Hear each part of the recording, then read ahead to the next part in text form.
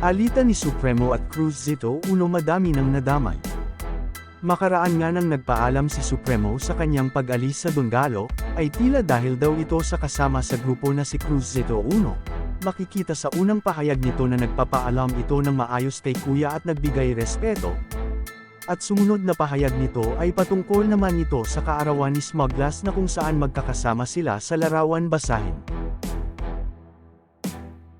Dahil nga sa pahayag na ito ni Supremo ay nag-react ang isang veteranong member ng Donggalo na si Joti. At nagtanong na seryoso pre, basahin.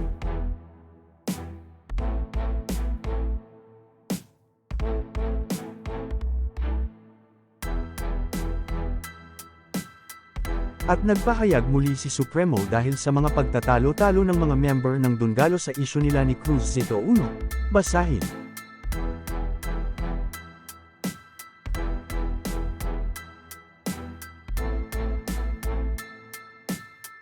At ayon naman sa mga comment ng mga taga-suporta ng hip-hop, ang isyu na ito ay lumalaki na at sana magkaayos na si Supremo at Cruz Zito Uno. At ayon sa iba pa, ay tila nabanggit nila si anak ni Bakoko. Basahin.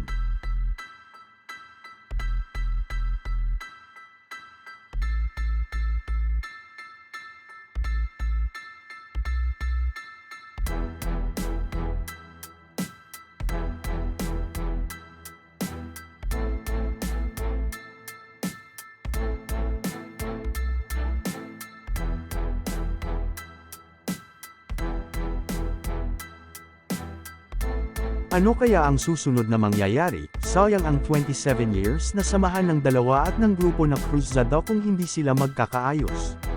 Ano ang masasabi nyo sa issue ng dalawa? Mag-comment na ng inyong saloobin at pahayag.